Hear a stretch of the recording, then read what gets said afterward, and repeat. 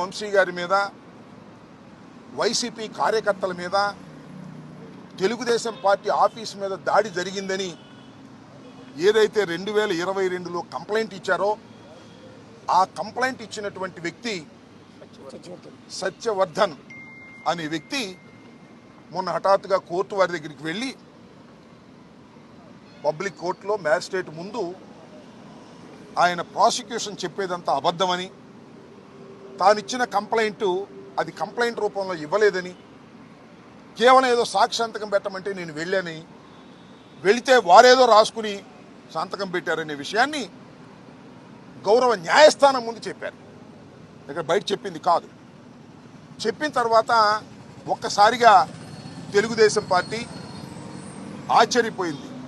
అరే, మనం చేసినటువంటి తప్పు తెలుసుకున్నారు, మనం దొంగ కేసు పెట్టించామనే విషయం తెలుసుకున్నారు.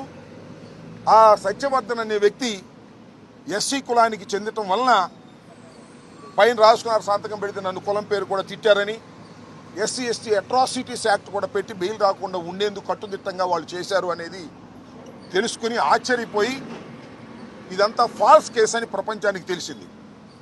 దానిలో తెలుగుదేశం వారు, లోకేష్ గారు, చంద్రబాబు నాయుడు గారు వీళ్ళందరూ కుట్ర చేసి ఈ సత్యవర్ధన్ తమ్ముడు అన్నో అరుణ్ అనే ఆయన్ని వాళ్ళు పట్టుకుని మా తమ్ముడి చేత బెదిరించి కిడ్నాప్ చేసి వంశీ వీళ్ళందరూ కూడా ఈ తప్పుడు స్టేట్మెంట్ మ్యాజిస్ట్రేట్ దగ్గర ఇప్పించారని ఒక కట్టు కథను అల్లి అది కేసు పెట్టి తెల్లారి అరెస్ట్ చేశారంట. ఇది విచిత్రమైన విషయం.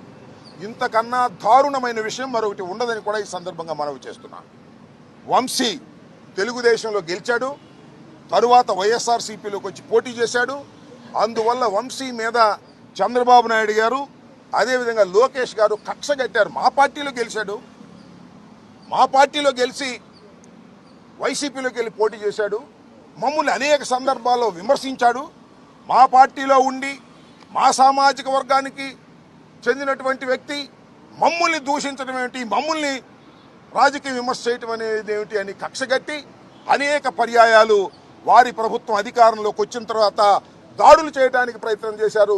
కొన్ని సందర్భాల్లో వంశీని ఎలిమినేట్ చేయాలని కూడా ప్రయత్నం చేసినటువంటి విషయాలు నేను మీకు ప్రత్యేకంగా చెప్పవలసిన అవసరం లేదు.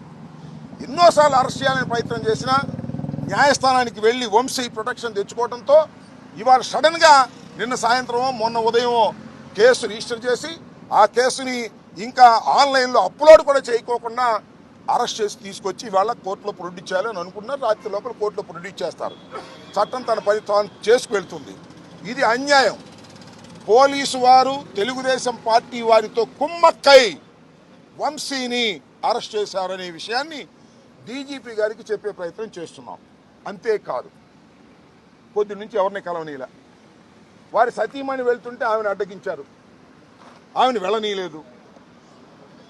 అడ్వకేట్స్ వెళ్ళి కలవాలని ప్రయత్నం చేశారు, న్యాయ సహాయం ఇద్దామని. ఏంటి ఎఫ్ఐఆర్ ఏంటి, దాని కథ ఏంటి తెలుసుకుని కోర్టులో ఆర్గ్యూ చేద్దామని. ఎక్యూజ్డ్ అనే వ్యక్తి, ఎక్యూజ్డ్ అంటే ఏంటి, నేరారోపణ చేయబడినవాడు.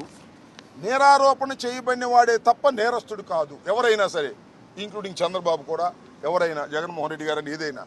అయితే అలాంటి వ్యక్తిని కలుసుకోవడానికి కూడా మీరు పోలీసులు ఎలవ్ చేయట్లేదంటే ఇది దుర్మార్గం, రాక్షస పాలన. దీన్ని మీరు దృష్టిలో పెట్టుకోవాలని డీజీపీ గారికి మేము ఇవ్వాలని ప్రయత్నం చేశాం,